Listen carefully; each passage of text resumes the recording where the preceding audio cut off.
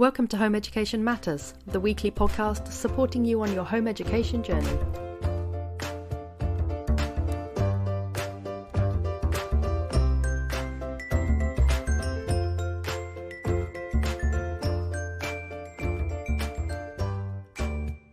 Hello and welcome to Home Education Matters, and I'm very excited to be joined by Katherine Sneep today, and we are going to be discussing the importance of how you choose your GCSE subjects, the kind of order that you might do them in, the different ages that you might want to tackle them, and all the huge range of subjects that are available to us. So first of all, hello, Katherine. Very nice to have you with us. Thanks for having me. And could you tell us a little bit about your home education journey and what brought you to where you are now? Oh, that's a super question. So I identify a lot with people who find themselves to be reluctant home educators. Home education wasn't my intent from the beginning at all. But my youngest son managed to be excluded from school at the age of 4. And it was very clear that the school environment wasn't going to suit him at all. He couldn't cope, even at that young age, with the school environment.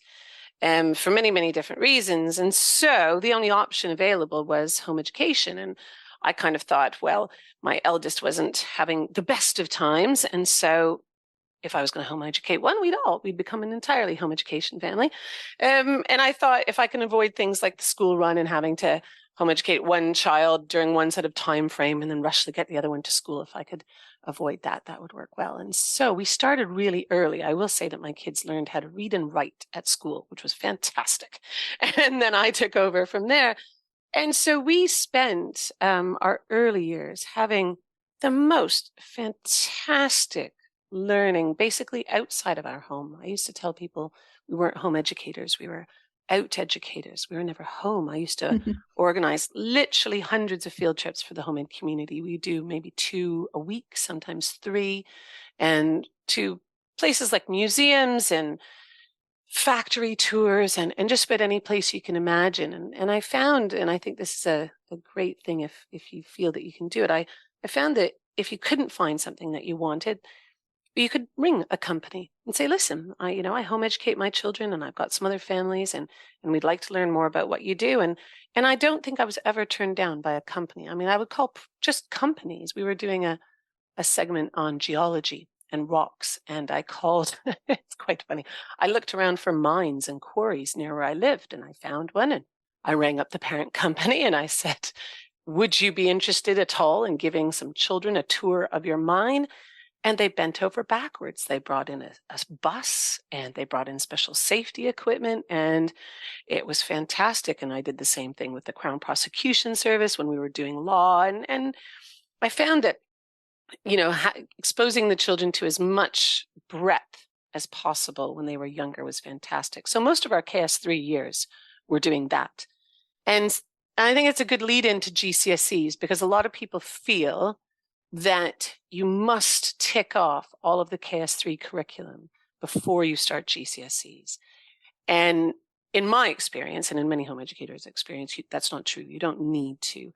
There are, of course, benefits to it, and I'm not going to say that there aren't. But and of course, specifically, I think KS3 maths, if you've managed to develop a foundation in KS3 maths, that will suit you for virtually all GCSEs. Assume good KS3 knowledge in terms of maths. So I think it works for maths. I think for the sciences, a good KS3 understanding helps for IGCSE science and for English. But geography, history, sociology, travel and tourism, none of those require real KS3 curriculum knowledge. So it's perfectly feasible to approach KS3 as kind of your opportunity to broaden their horizons before you start looking at GCSEs and IGCSEs, thinking perhaps that's when things start to narrow. I also have a real bugbear with Key Stage 3 because I have this theory, which regular listeners will have heard me say before, that I've got this theory that our school system used to finish more like age 14. Sort of like, 50 years ago or something. Yeah. And then they extended it so it was compulsory age 16. And I'm convinced they put the Key Stage 3 syllabus in just to pad it out, because so much of it is just repeated again. I mean, the water cycle, as an example.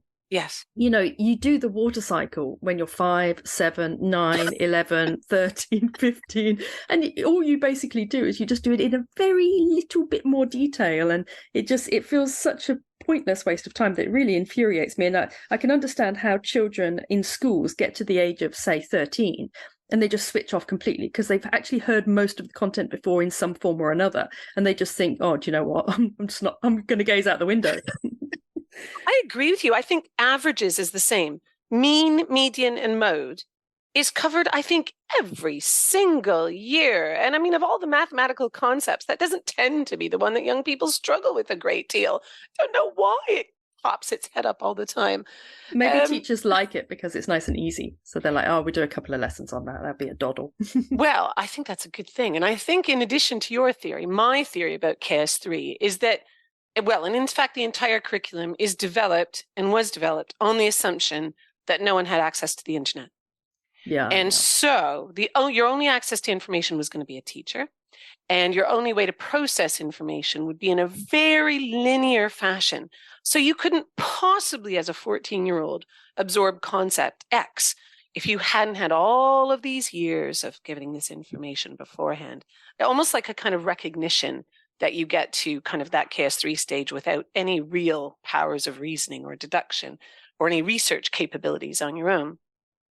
And my favorite example was I did a field trip to the Florence Nightingale Museum for a bunch of KS3 learners. And the woman who normally does the education team was fine. They booked it in for me and they said, that's great. And then the lady who does this session, the education officer who comes out dressed as Florence Nightingale, stopped dead in her tracks because she normally does it to 5-year-olds and she was faced with a bunch of 12-year-olds. The education team hadn't told her that we had a bunch of KS3 students. And I said to her, but there's no reason you have to learn Florence Nightingale when you're 5. And in fact, if you learn about Florence Nightingale when you're 5, you might forget about her. You know, there's nothing wrong with doing it. And she was quite fine and off we went. And she had a ball because she'd never had, you know, a bunch of 11 and 12-year-olds asking her questions. And so I think that idea that you have to do the KS3 curriculum and you have to do it or you have to do it in a particular order, for things like humanities, GCSEs, for a lot of the social sciences, KS3 is not a requirement. And I think it's nice to know that you can kind of follow your child's dreams and wishes and strengths during those KS3 years. And it's not, for the majority of subjects, it's not going to put them at a disadvantage. And I say to a lot of young people when they start a subject and they think, I didn't really ever cover that, you know, before this. Well, it might only take you the weekend to cover it at that stage, if you know what I mean. Like if you suddenly find that you do have a titchy little gap, it's likely just going to be a titchy little gap. And you can fill that in and then off you go and you're fine. Yeah, I mean, it sounds like your approach is to keep the key stage 3 years so that they're sort of quite free when it comes to learning, so that you're still able to absorb outside influences and you're not yet in that straitjacket of GCSEs. Whereas I think my approach, and I know quite a lot of other home educators quite like this approach, is to start GCSEs quite early. So maybe in those key stage 3 years and spread them out. Do you see a value in that, or do you prefer to keep those key stage 3 years, which for our listeners who maybe have completely out of the school system, that's age 11 through to sort of around about early 14s. So do you prefer to keep those years sort of separate? Well, I think what's happened is I probably misspoke. So when I say KS3, I mean the curriculum, not the age of your child, if that makes sense. See. So I think it's perfectly fine for most of KS3. Put it in a drawer and don't bother looking at it. And regardless of what age your child is my goal.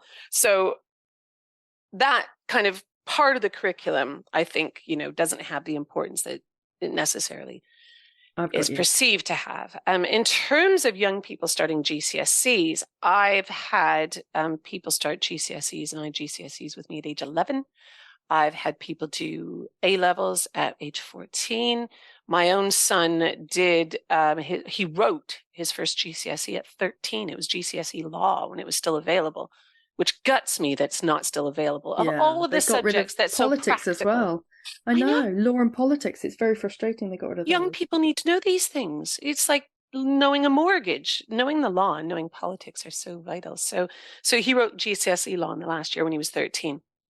And so, yes, I think there's really no age in terms of, when it's good or bad to start GCSEs. Lots of people start them really early because their child's ready. And when he wrote law, my eldest, he also wrote law with a woman who was in her 40s in the same exam center. So again, there's no upper boundary either. I think it's all when your child is ready. And I think this is the key thing. I think you know your child, you know what they're capable of. And the one thing I would say is there are a few that are best done later. And that's for maturity reasons, and we can talk about those.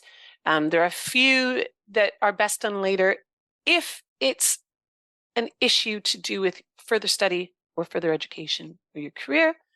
But generally, the major kind of determining factor about whether or not your young person's ready to start exam-based qualifications is, are they ready to make that shift into a more kind of formal approach to learning? Because as you say, if you've been very relaxed and you've been very child-led, it does take a mind shift to get into slightly more formal learning. And also it requires, I would say, for a lot of home-educated young people, it requires a greater kind of time commitment and things like study skills that maybe you haven't had in your education up to that point. So you kind of have to have that mental readiness. But I think what a lot of young people do, and I think it's a great idea, is they do a starter GCSE or IGCSE. When they feel ready, go, great, let's start one. And we'll work our way through it, and we'll work out all the kinks, and you'll work out how you work through it, and I'll work out how I through it. And parents get to work through the how to book an exam situation. Yeah, which we all always need to run up to that one. Exactly. It always puts the fear of something in everybody, the whole idea of booking exams. And so doing a little starter subject is great because, again, it tends to be a subject that your young person's really enthusiastic about.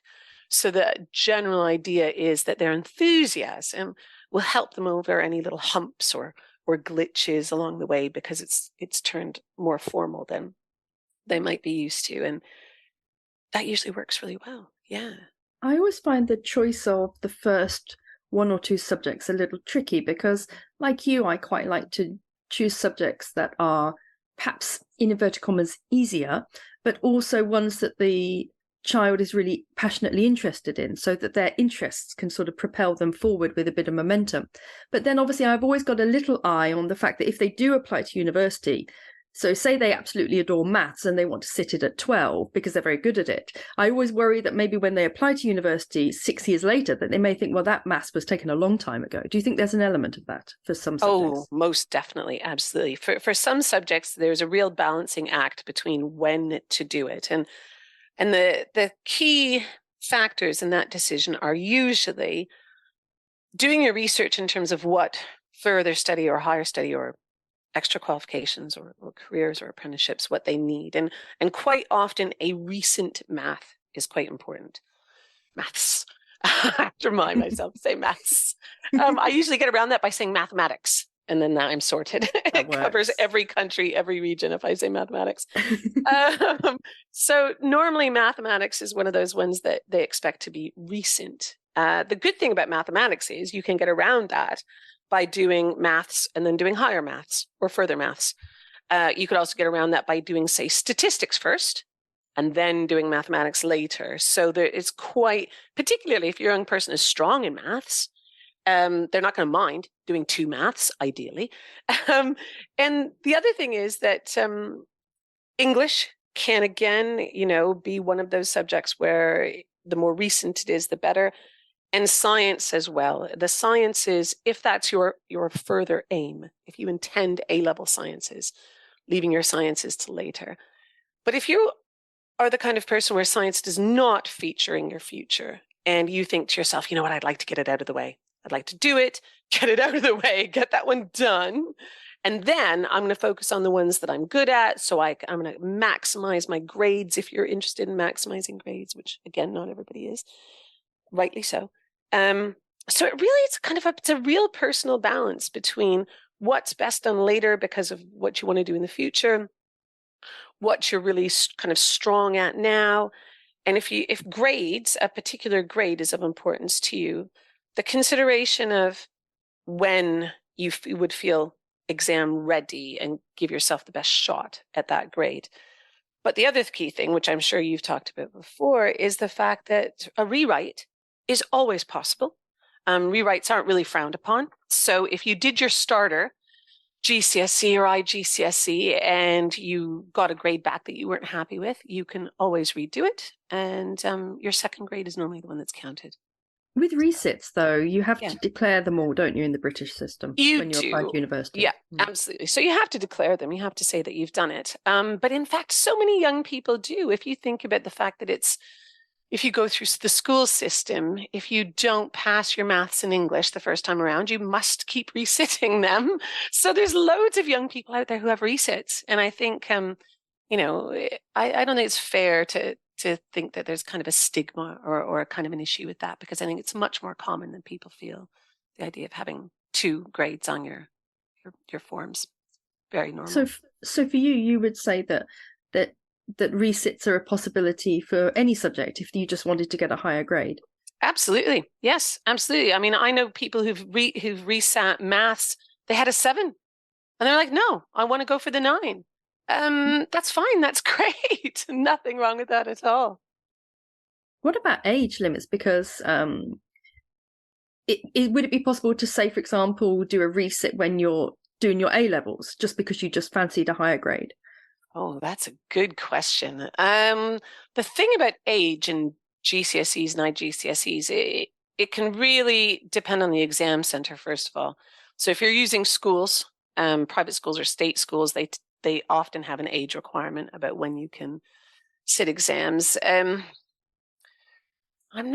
a really good question. I'm trying to think about in terms of applying to UCAS and things like that. I'm not aware at the moment. I'm not aware of any reason why there would be an age limit on resitting a GCSE or an IGCSE while you're doing A levels. I mean, lots of young people do A levels whilst doing GCSEs. And I do know, so doing them together concurrently doesn't seem to be an issue. The one thing I would say, though, when we were kind of talking earlier about when to time them, is the idea of how many you've done at a time can be really important as well. This is the thing. So if you're saving some till later, it's really important for many further education or higher education institutions that you've done at least 3 in a go. There's the idea, what they want to be able to assess is whether or not you can handle a heavy workload, whether or not you can handle, the pressure and requirements of studying multiple things. I thought that was just A level. Is that GCSE as well? It's come up with a number of young people and families, the idea that, you haven't experienced the same pressure as someone at school who's gone through 10 or 12.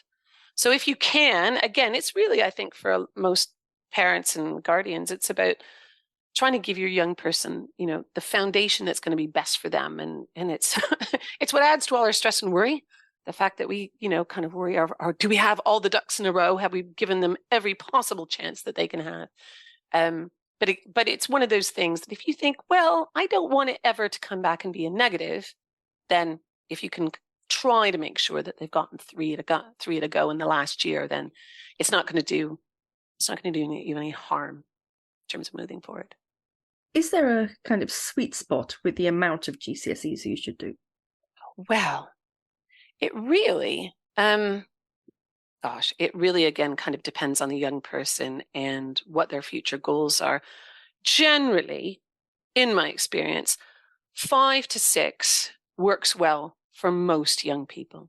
The whole reason schools do 10 to 12 is because the way that they manage through the school system, and they don't want to necessarily feel that they're limiting young people down to, such a few number of subjects. And so it's the idea of 10 and 12 is kind of based on the idea that you don't narrow yourself down to A levels. The cynic in me also wonders whether it's because the more they do, the more chances the school has of getting higher grades. I think there's some merit to that, absolutely, because of course what you can do is if you're monitoring a young person's progress, you can always suggest that they drop or eliminate a few along the way so that, again, they're concentrating on some subjects and you're going to maximize their chances of success. I think the whole idea of schools and grades is such a such a thorny issue, and particularly, you know, in the last couple of years with tags, with teacher assessed grades and not having exams, I think, yeah, we're all a little bit cynical about how schools kind of juggle things in whose interest they juggle things. Yeah, I mean, coronavirus was quite eye-opening, I think, for home educators, because I know that I didn't know much about the current school system. And during coronavirus, we all needed to find out quite a lot more about it, because we were finding out what teachers were doing with their classes in order to get the teacher assessed grades. And I actually knew a couple of children who are similar age to my son, and they were doing their GCSEs at a school, and it was such a different experience for them. They were, you know, they were being given the papers like the night before and things like that. And my son was sort of, there he was with his independent exam center, sort of like having to open on video, like open a sealed envelope, send it back, sort of scanned back within 5 minutes of the end of the exam. And then the chaps I knew who were at school, who were sort of 15, 16, they were being given the paper like over the weekend and things. It was like, yeah. I know many stories like that as well. Absolutely. I know many stories where it was just so unfair, really. It's just the word we hate to use, but it's, you know, appropriate. It's just so unfair when you looked at how many schools, and again, not all, you know, don't want to wipe everybody with the same brush, but so many schools seem to be playing the system to their advantage, whereas, you know, home educators couldn't do the same thing. But I would also say, frustratingly, for one of my children who was doing a 14 to 16 program, it actually worked against him, because his teacher used a lot of his assignments from earlier on in the year when he wasn't doing so well. So instead of him being able to rely on the exam and having built his knowledge up over the year, so his exam would have measured what he knew in June, he ended up with a much lower grade because a lot of earlier assessments were included. And he was gutted because he knew he could have done better if it had just been the exam. So yeah, we had the same thing actually, because for one of the certified grades, they brought the assessment date very early. It was like beginning of April. And my son, who likes to study very intensely for a short period, so I think it was economics, he only really wanted to do about 3 months worth of study. And of course, that took out about a month and a half of his study time. So he ended up only being able to study for 6 weeks, the whole subject, because we'd assumed the exam would be in May. So it just goes to show it can catch you out. Exactly. Luckily, we're back, I think, in a certain amount of normality when it comes to GCSEs and coronavirus now. So we were talking a little bit about what subjects you would recommend to start with, and it was the ones that maybe having a little like a trial one, a trial run with a trial one, where you take one subject and you sit that nice and early. Are there any subjects that you think are good to start with? So I think that's a good question, because I think what makes a subject good to start with or good to end with is really based on a number of factors. So the first thing you have is the content itself, and whether that content requires a particular level of maturity or not. And there are some subjects, I would say, RS and sociology don't tend to lend themselves well to someone who's on the younger end of the spectrum. That's, again, there are always exceptions to the rule, of course. But so depending on the kind of maturity of the content and kind of how much your exposure to the world has been quite broad, can bump some subjects to ideally be best done a little bit later. So that's kind of one thing to think about. So I would definitely put RS and sociology as not being great early starters. And you then look at the exam layout, the exam style and the question style. How long are the questions? Are they essay type questions? And there are some subjects that are much more essay type than others. So again, the more essay type it is, the more I would kind of lend that towards later subjects. And then you've got the kind of interest and passion and enthusiasm for the subject. And for a lot of young people, those are the non-traditional ones. So in terms of the early starters, there are some which quite consistently prove to be good early starters. Environmental management is a good one because it's a topic that many young people are interested in and they're enthusiastic about it, and they've watched lots of Attenborough documentaries and you know they've they feel quite, connected to the topic. So that tends to be good and good early starter. Number one, because it's something young people tend to be enthusiastic about. The exam structure is quite accessible. So you're not facing 12-mark essay questions, which is quite nice to work your way up to that, as opposed to be faced with that right from the beginning. And the content's not overly mature, if you get my understanding. It's not concepts that you have to ideally have been on the planet for a few more extra years that would help you out. So environmental management is like that. Travel and tourism. I think a lot of young people go, what, I can do a GCSE in travel and tourism? So it's an IGCSE. Again, it's a really interesting subject. They've changed the syllabus recently, and the syllabus is a lot more based around sustainable tourism.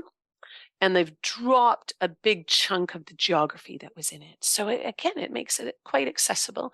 Doesn't have lots of the long essay questions that it's nice to work your way up to.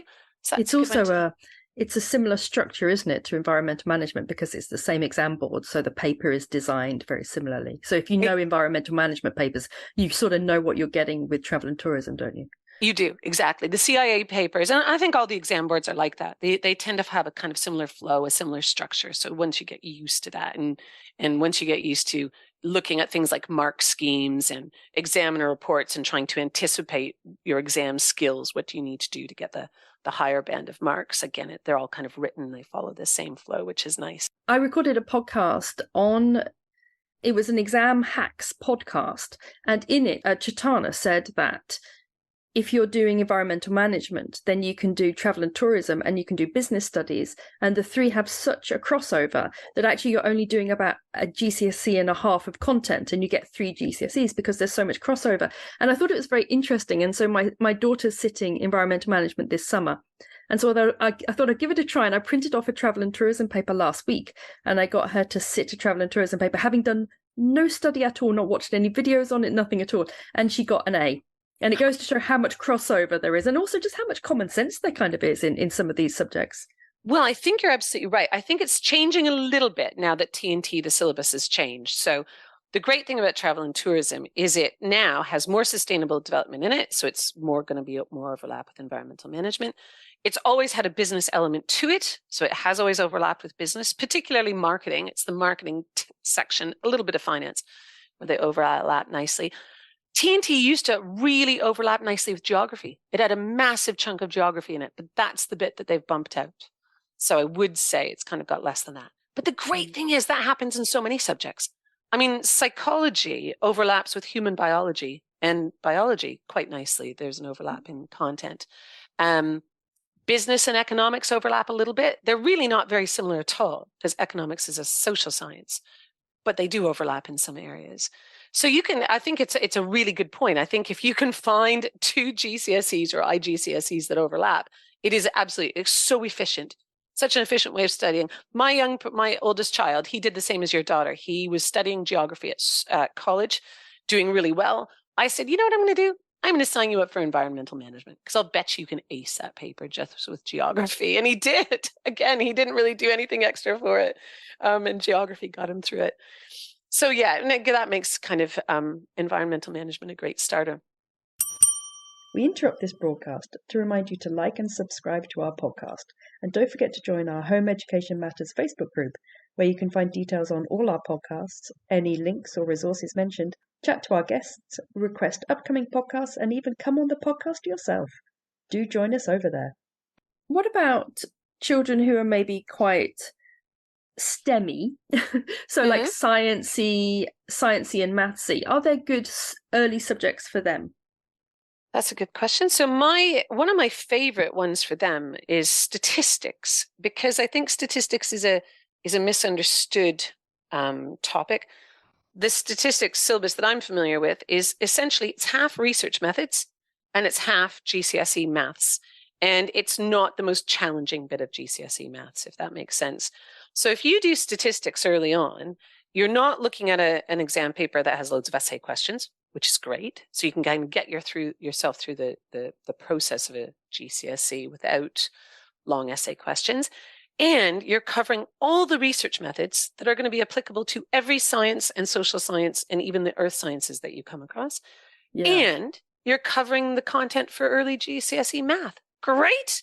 You know, again, you've got that overlap with those STEM streams, as you said, and you've got a GCSE, you know, qualification to boot for doing my it. son did statistics at 13, and he said that it was useful for you know, a good half of his GCSEs, including his GCSE maths. And even now when he's doing A-level maths, he says that there's still a crossover with his statistics that he did at 13.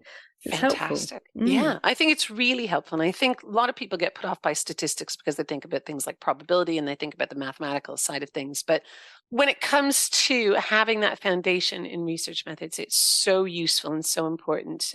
Because again, lots of us going through those KS3 stages, we do loads of science and we do loads of experiments at home, but we don't necessarily go through all the terminology and all the scientific method part of all of that kind of home experimentation. So if you can get that and get that early on, then it's a really good foundation moving forward.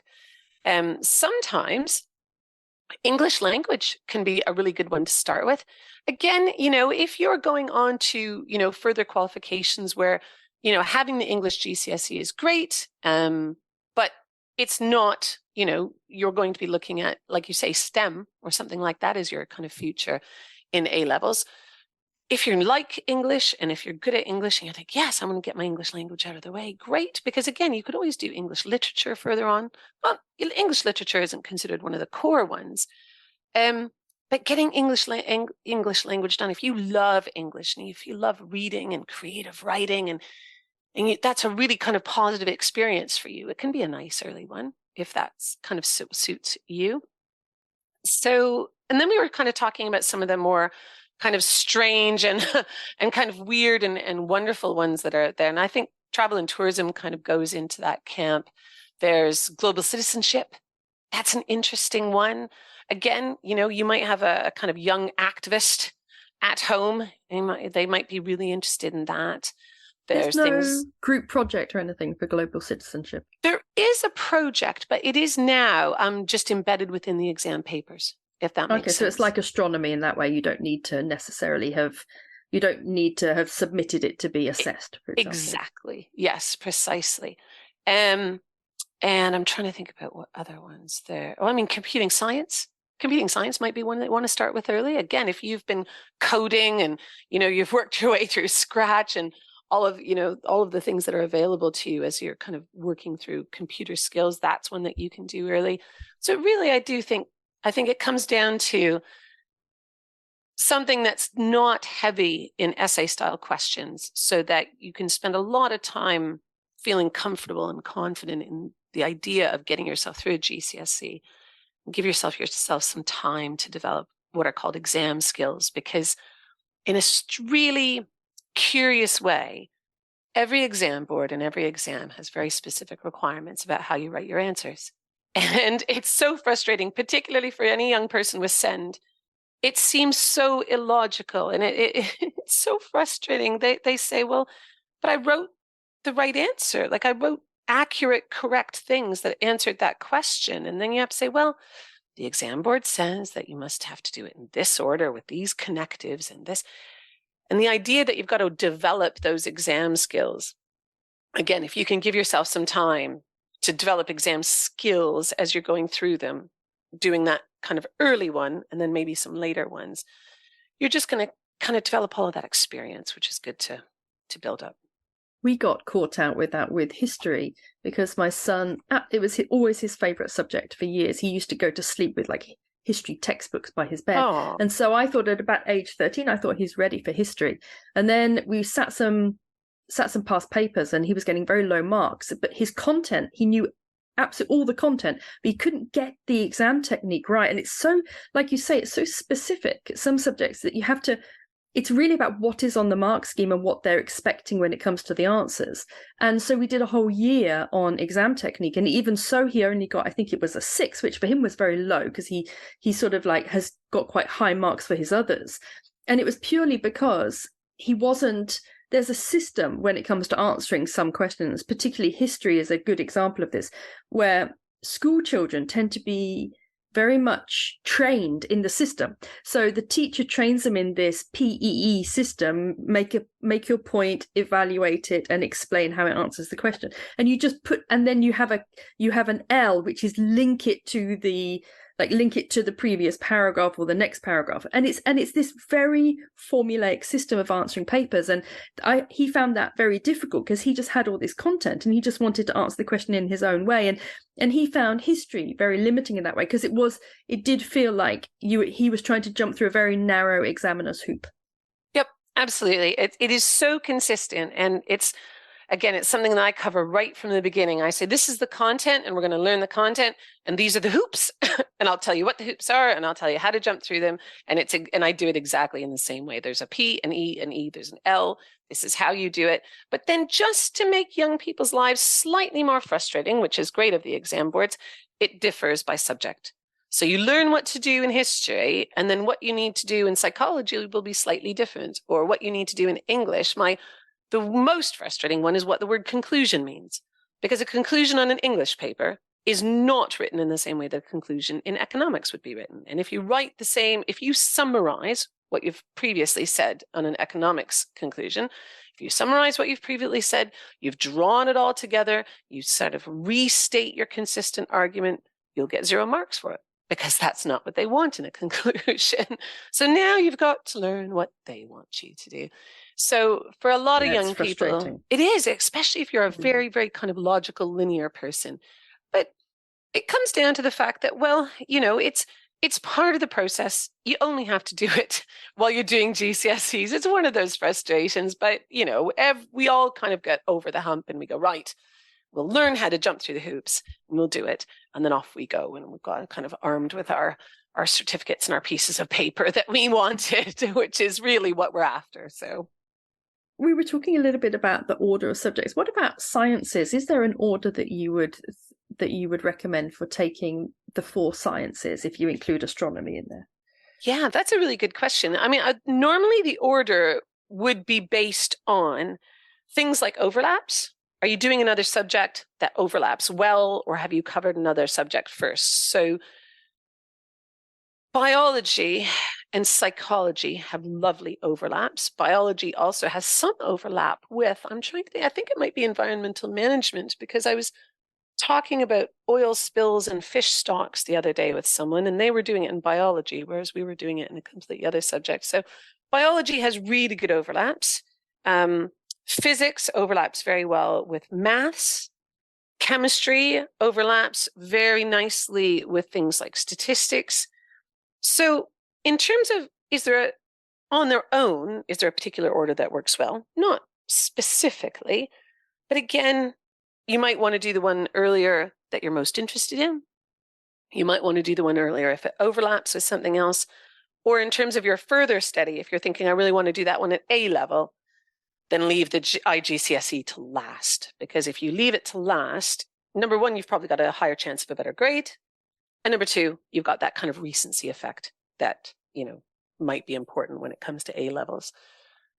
But other than that, not necessarily a particular order to do them in. And astronomy, I'm glad you mentioned that one, because astronomy is a very maths heavy.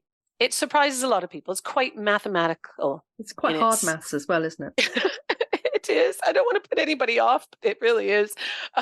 So I would say that, make sure you've got good foundation maths before you approach astronomy, because you don't want it to be the thing, that kind of takes away from your love of learning the content. And that happens to the best of us. We really love the content when we start. And then by the time we get to the end, maybe we've kind of lost a little bit of our enthusiasm. And it's unfortunate. It does happen. And so if you can help your young person through that, make that less likely, the better. So yes, I think, make sure that your GCSE level maths is feeling quite strong before you approach astronomy. Yes, for sure. I think one thing that can, unless you're pursuing the very highest grades, I think it's okay also to sort of say to your child, well, don't worry too much about the maths bit, just sort of do all the other stuff. I know my daughter's doing environmental management. She's not very good at maths and doesn't really like it. And so she has a good go at the graphs and things like that. But quite often, particularly with environmental management, it's only a handful of marks that is the maths. And she would spend the entire hour and a half of the exam on the maths otherwise, because it takes her so long to do it. So we've sort of just said, well, just, don't worry about that. Just like skip those questions and concentrate on the ones you like, because she's not looking for this sort of super high grade. And I think sometimes if you're not looking for the very top grades, you can sort of ease off a little bit on some of those bits, and then you can keep that balance between them getting the GCSE but also retaining their love of the subject. And I think, to build on that, because that's spot on, I think in many, many subjects, you can get the higher band and still entirely ignore a topic.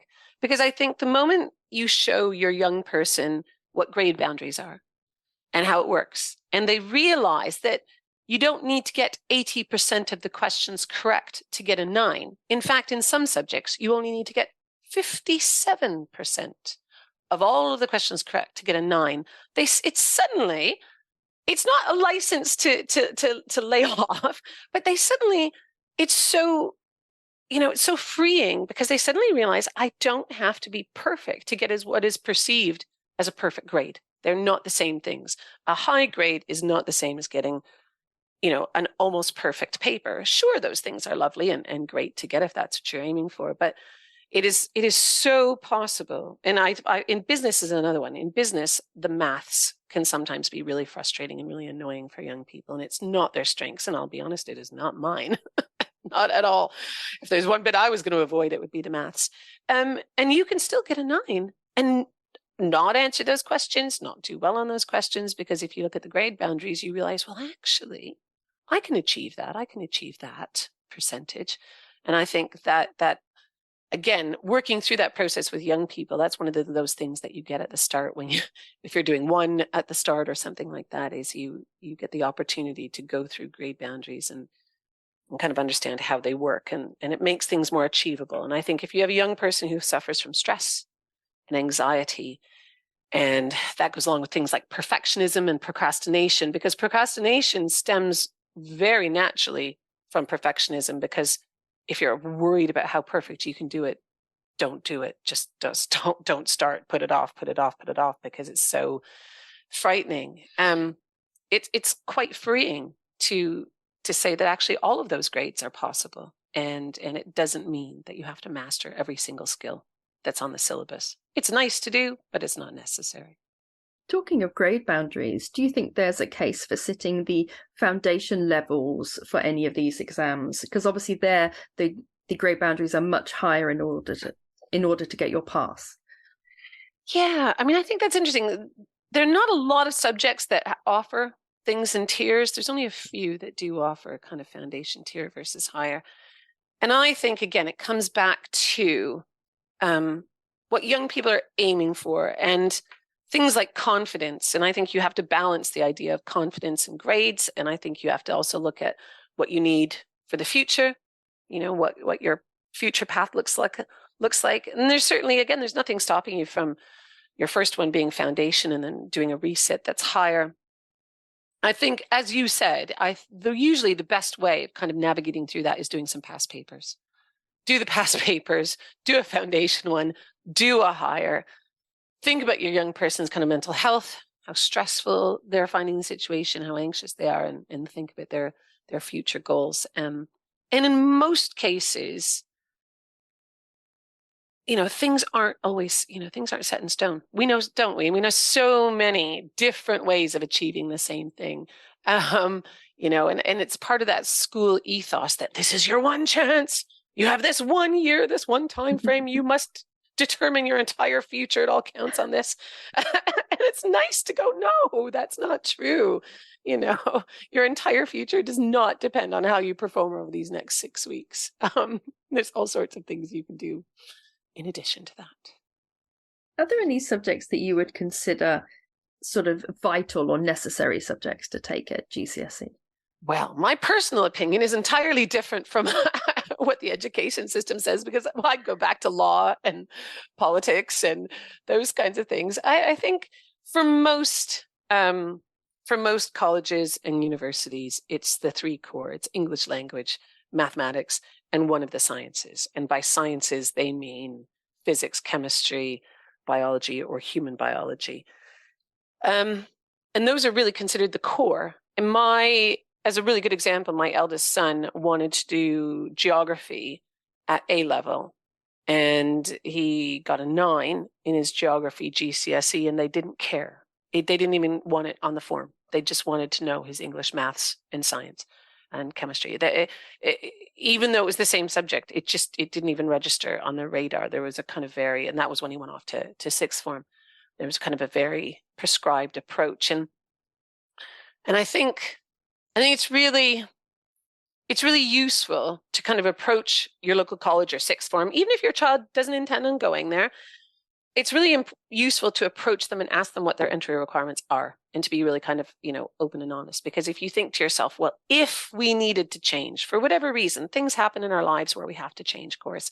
It's always nice to know that, kind of as we were saying at the beginning, that you've got your child set up, that they could do that, follow that path if for some reason they needed to.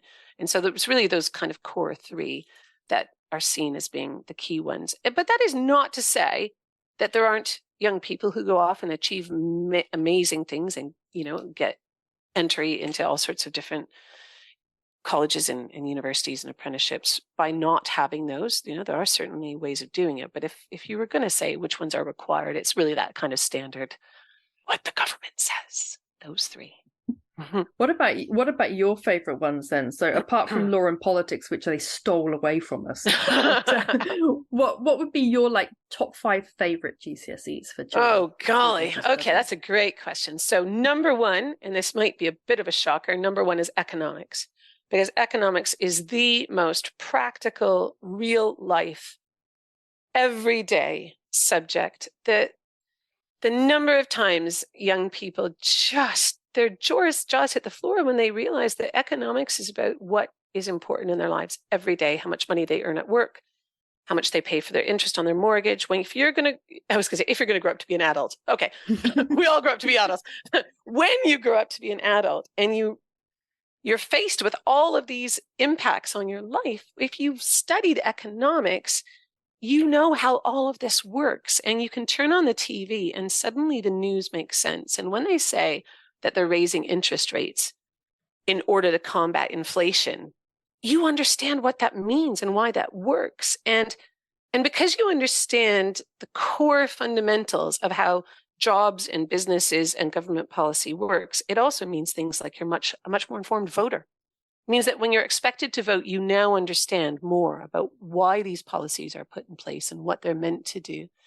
And I just think in terms of making a really well-rounded person who understands that bit of the world, which is about how money moves itself around the economy. Economics is a social science. People tend to lump it in with things like business and accounting, but it's not. If you're going to lump it in with anything, you lump it in with sociology, because it's about humans and human behavior. And it's incredibly useful and vital and valuable. So, and I would say probably, it's quite interesting, probably about 80% of the young people I know who did GCSE economics then do it at A level. It's incredibly compelling. Once you're in it, you're like, oh, I love this. This is amazing. It's like this whole window to the world that you didn't know existed. If in the Truman Show, when Truman ends up with the boat against the wall, and then he goes up the stairs and he opens the door to the rest of the world. It's like that, suddenly, this whole opportunity. So economics is up there because I think it's a real life subject. Psychology is one I would put at the top because it overlaps with so many different careers. Never mind other GCSEs, which it does. It overlaps with so many careers. If you want to be a graphic designer, understanding perception is really important. If you want to be a police officer, understanding crime and deviance is important. If you want to work in business and you want to understand whether or not your employees are going to be motivated by a pay rise or a free company gym membership, you will know more if you would study psychology, because again, it's kind of a people-based one. So those ones. English language is incredibly valuable. I don't know if you found this when it came to law, but I was doing a whole segment on law and taking a lot of home ed kids on different field trips. And we went to Reading University and we talked to the law department there. And she said, English language and English literature are the core requirements to come and study law at university, because it's your ability to formulate your thoughts and it's your ability to articulate yourself. And she said, law is not black and white. If you like subjects that are black and white, things like maths and the sciences, then probably law is not for you, because it's just gray. So English, for many different careers, English is such a kind of strong one. I was talking to someone the other day whose young person wants to be a midwife. And again, they suggested social sciences being really valuable and really useful. I know an adult who's in the military doing environmental management. And I think this is really interesting. So there's an officer on board the ship that she's on who's responsible for their kind of career development. And this officer specifically said, we want our personnel to do extra subjects like environmental management, because it's that kind of relationship of you and the world. So I think in a vague kind of way, I'd say economics, psychology, English language, environmental management, or global citizenship, one of those, which is about understanding the kind of world that we're in. And then something fun, something brilliant, something, that's creative. And I think in the home ed world for so long, we've been told, oh, you can't do the creative ones, with a lot of that teeth drawing. Oh, don't mention GCSE art. But, oh no. But we have so many brilliant kind of entrepreneurial minds in the home ed community. There are lots of home eders who offer fantastic courses and tutoring in the traditional subjects, but you've got companies like that I don't have anything to do with. You've got companies like Technology Triumphs and Aced Art, which are now trying to offer creative qualifications, because it's a gap, and it's a gap that young people, deserve to have an opportunity to fill. And so I did a podcast with Deborah from Aced Art, and they're starting physical education GCSE or physical education qualification, which for years, like you say, that intake of breath was always the one where can't do that if you're home educate. And it's so nice now to have a provider who's offering that. Exactly. Spot on. And so I think giving yourself that freedom to follow your creative pursuits. I mean, I grew up in a household where in my household, my parents only valued the intellectual studies, and both my sister and myself are kind of artists. And we never really had the chance to pursue it. And I think that's kind of the one thing that we always say to ourselves as home ed parents, is that we want, our young people to be able to thrive with whatever their talent is. And so if you can find a way to open that door, whether it's art or sport or drama, Lambda qualifications have UCAS points, I think above grade 6, level 6, same things with music. If you can't do the music GCSE or IGCSE because your kid's not doing a 14 to 16 program at a college or something, Trinity, the Trinity qualifications, I think again above level 6, they have UCAS points. So they tend to be, more expensive. I'm not in any way sneezing at the fact that the trying to do some of those creative, or kind of sporty qualifications seem to be more expensive. But if that's your young person's talent and you can find a way of letting them get a qualification in that, I think that's brilliant. I think Tutors and Exam is now doing food tech as well, which I think is a great one. Yeah, I think it's an OCR qualification from maybe this year, because again, Tutors and Exams, which is only one of the other exam centers are available. They are. They are. Many of them out there. But Tutors and Exams, again, it tries to fill some of these little kind of niches and these little gaps where you've got these non-exam assessments. And food, there's still many which are off limits. There are things like mechanics and things like that if you don't have access to a BTEC or something like that, it's very difficult to get a qualification at home. But those things are improving, I think was what I was trying to say. And that's, it's one of the great things about the home ed community is if we suddenly find that there's a new thing available, we'll all tell each other and make sure that, we can promote it as much as possible. marine science, natural history. They're classics, aren't they, that are now coming to GCSE that everyone's very excited about. Yeah, exactly. I think marine science is available for exams next year. So I think lots of people are starting on that one. The frustration with that, I think a lot of people would say, is things like, what kind of materials are there? Let's say you're going to self-study, you're going to take the DIY approach and you're not looking for a tutor or a course. People always worry with a new subject what materials are out there, but we have such great resources in the community, like the exam wiki. I don't think marine science is on the exam wiki yet. I have a feeling it will be soon, but it overlaps with things like biology. It overlaps with, I think it overlaps not too much with EM, environmental management, but a little bit. So when you're starting something out, you end up having to kind of pick and choose and piece things together. And, again, we're so good at kind of creating little groups on Facebook that are subject specific, and everybody starts to share their details and their knowledge in there. So I think that's starting to happen with marine science. And natural history, I think we're still a couple of years away from that. There's talk of an assignment, I think, isn't there?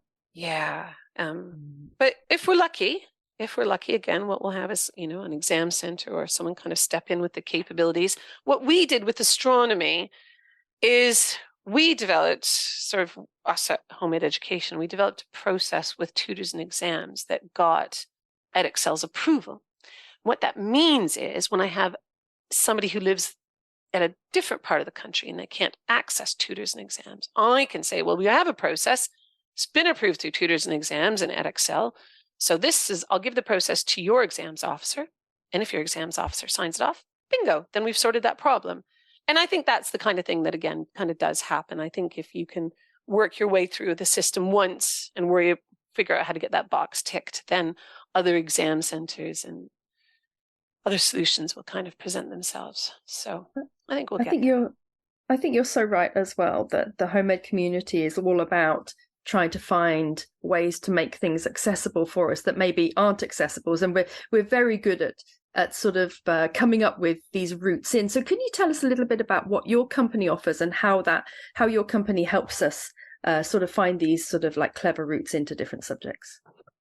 So that's a good question. So essentially, we offer as many GCSE and IGCSE level courses as we can that are as comprehensive as possible, that include as many of the materials and the information, so you don't need to buy very much else, if anything, at a really affordable price, because, we all understand just how important things like value are when it comes to GCSEs, and because you're thinking about, you've got exam fees on top of it, et cetera, et cetera. So, but we all started out with, and I think a lot of people start out like this, you start out where you think, you want your young person to have the very best chance at success on that particular subject. And how can you enable that for them? What materials do they need? What exam skills do they need? And put together a package to deliver that. And so we all basically cover our passion. I mean, my passions are the social sciences and humanities. And Caitlin, who's my English and history partner,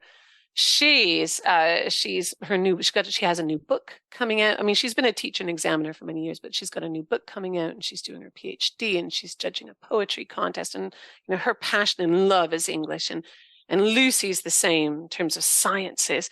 If there's anybody chomping at the bit for marine science and natural history, it's Lucy. They will appear on the website quite soon.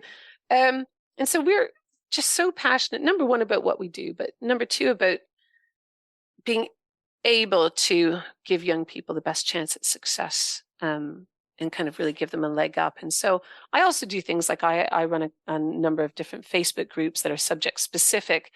And one of the things that I constantly do on those Facebook groups is I share current events, things like news stories or documentaries or video links that help young people understand the topic. Because reading the textbook, well, yes, that's got the great information, but we all know that just reading text isn't necessarily the best way to learn, and certainly not for a lot of young people who learn in different ways and in different styles. And so I think that, I'm constantly mining the internet and websites and news websites for stories and videos and materials that bring these subjects to life, because it comes back to what we were saying earlier about not wanting your young person to lose their enthusiasm. And And I think it's hard to expect young people to do that. However much I say to people all the time, have you read the news today? Have you seen the news article about what's happened with Morrison's? And they go, no, I'm a 16-year-old.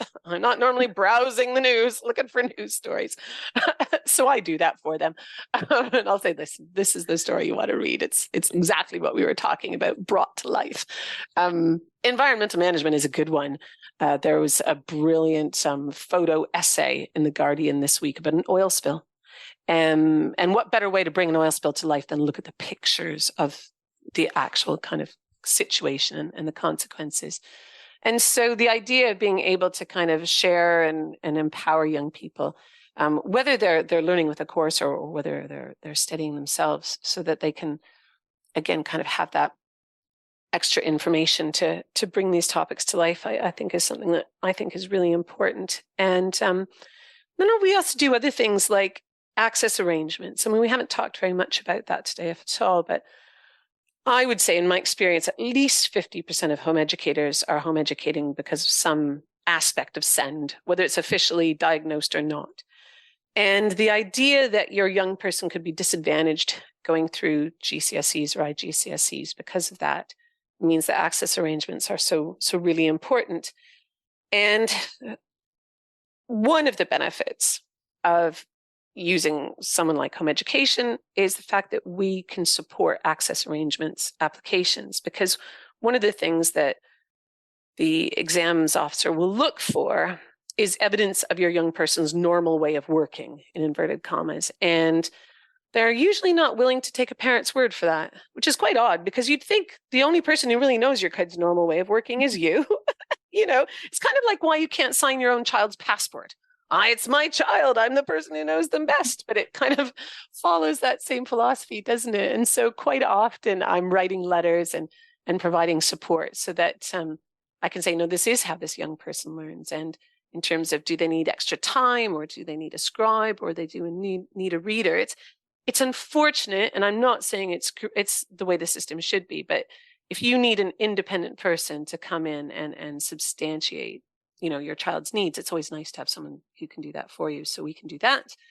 And we also do things like making sure our materials are dyslexia friendly.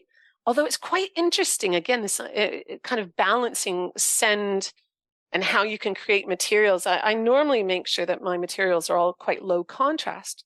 So I use a low contrast font and low contrast colors. And then one year in environmental management, I had 2 young people who had Irlen syndrome, and they could only participate if there was extremely high contrast. And so it was a really kind of fascinating way of being able to try and manipulate materials and different kind of parts of the course so that everybody's needs could be met. And that's really, I think, kind of one of the goals one of my goals is to make sure that no matter what your young person's needs are, there's a really good chance, that they can get the things that they need to do as well as they can. And it's so motivating to be part of a young person's journey and to kind of watch them kind of go through what they need and thrive. And if we go back to, when teacher assessed grades, for 2 years, we did teacher assessed grades. And I have to tell you, I mean, we worked for 2 years straight. We didn't have a holiday because everything that we'd intended to do in terms of holidays got completely eaten into by providing assessments for young people. And parents would say things like, well, it's amazing how much of your time that this takes up.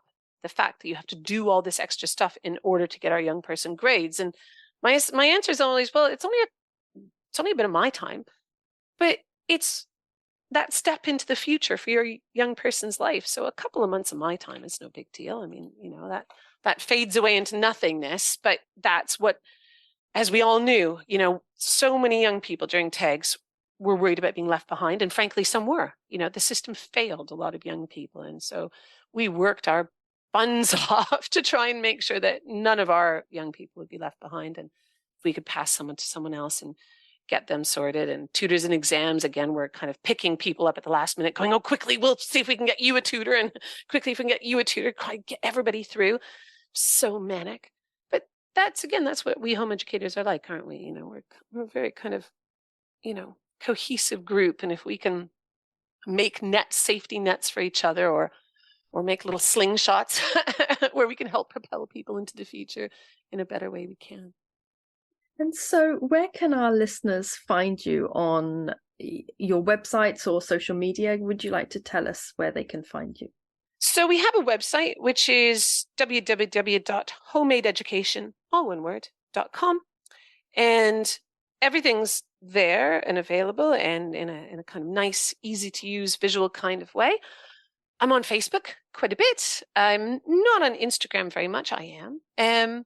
But usually the best way to find me is on Facebook, either as Home Ed Education or Kate Sneep, or the website. And I am at my desk almost every hour of almost every day. And so I am quite easy to get a hold of. And so your website was www.homemadeeducation.com, right? Yeah, all one word, all spelled with all the E's. So if you're thinking I've typed too many E's, no. So it's the it's the made education bit where you have the two E's. So homemadeeducation.com. It's the same with our title, Home Education Matters. It looks like there's like Home Education Matters. It's just the normal amount of E's, but it just looks weird, doesn't it? Exactly. And I never want to put things like dashes in, because then, you're always worried that a dash is harder to remember. And is it a big dash or a little underline? And underscore and all exactly. that stuff. Exactly. Yeah. Well, thank you so much, Katherine. It's been really helpful to speak to you today about all the different subjects and all the different advice about the order to take them in and which subjects to take first, but just the whole range of subjects available to us. And it's just a testimony, isn't it, to the home education community that we have all these providers who are working so hard to offer as many subjects as possible to us. It is, I agree. And I think the more that we can remind people outside of the community that our young people do achieve these qualifications, we are doing the same things, maybe in a slightly different way. And our young people are well armed in terms of the things that they need to do them well in the future. That's very true indeed. Thank you so much, Katherine. Lovely to have you on the show today. Thank you. Thank you so much for joining us for today's Home Education Matters podcast. See you at the next one. Have a lovely day.